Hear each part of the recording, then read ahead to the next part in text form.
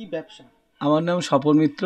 আমি ছোটোখাটো কাপড়ের ব্যবসা করি, রেডিমেড কাটা কাপড়ের ব্যবসা। আচ্ছা, আগামীকাল তো বাজেট পেশ হতে চলেছে কেন্দ্র সরকারের তরফ থেকে।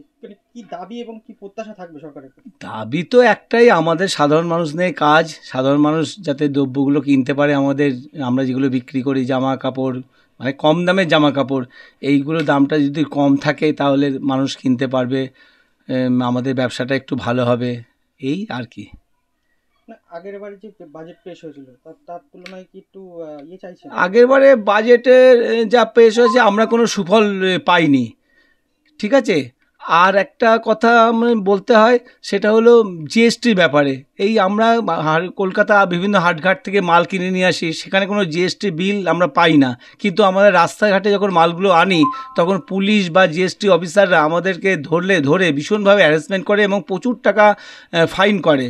এই ব্যাপারে একটু সরলীকরণের জন্য আমি আবেদন করব, জিএসটি একটু সরলীকরণ করা হোক।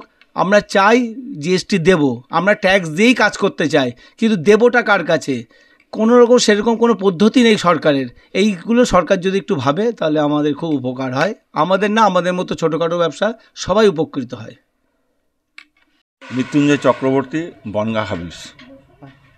আগামীকাল তো বাজেট পেশ হতে চলেছে, সরকারের প্রতি কি দাবি এবং প্রত্যাশা রাখছেন? দেখুন, গতবারে যে বাজেট হয়েছে খুব ভালো বাজেট গতবারও ছিল, কিন্তু আমরা প্রত্যাশা রাখি যে এবারের বাজেটে যারা একদম নিম্নবর্তী মানুষ, যারা শ্রমজীবী মানুষ, বিভিন্ন জায়গার সেক্টরে যারা লেবারের কাজ করছে এবং বিভিন্ন সেক্টরে যারা একদম অসংগঠিত শ্রমিক রয়েছে, তাদের জন্য একটা স্পেশাল কোনো বাজেট আমরা আশা করছি। কারণ ব্যবসার অবস্থা ইতিমধ্যেই বাংলাদেশের সাথে সম্পর্ক খারাপ হওয়ার পরে বিশেষ করে আমাদের বনগাঁর ব্যবসার অবস্থা কিন্তু আগের মতো অবস্থায় নেই। তাই বাজেটটা যদি ভালোর দিকে যায়, আশা করব আমাদের সকলেরই ভালো হবে। দেবনাথ। কি ব্যবসা? আমরা কাপড়ের ব্যবসা করি। আচ্ছা, আগামীকাল তো কেন্দ্র সরকারের বাজেট হচ্ছে, কি দাবি এবং কি প্রত্যাশা থাকবে সরকারের থেকে?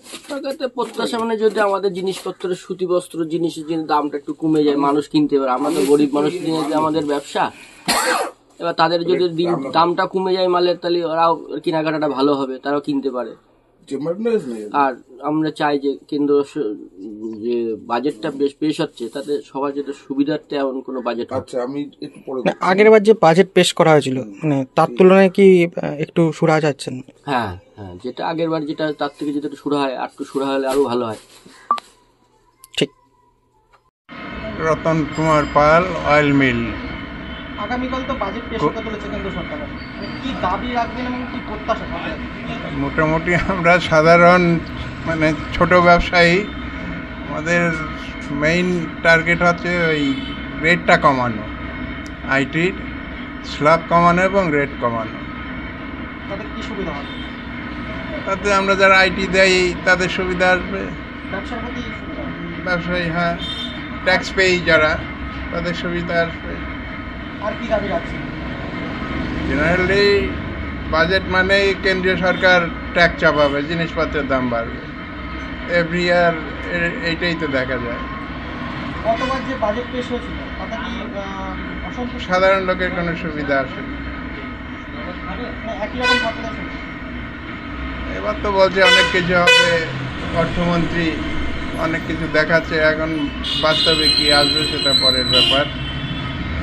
আর এই স্মল সেভিংস, ক্ষুদ্র সঞ্চয় আমরা যারা করি, এদের একটু সুযোগ সুবিধা যেন দেওয়া হয়।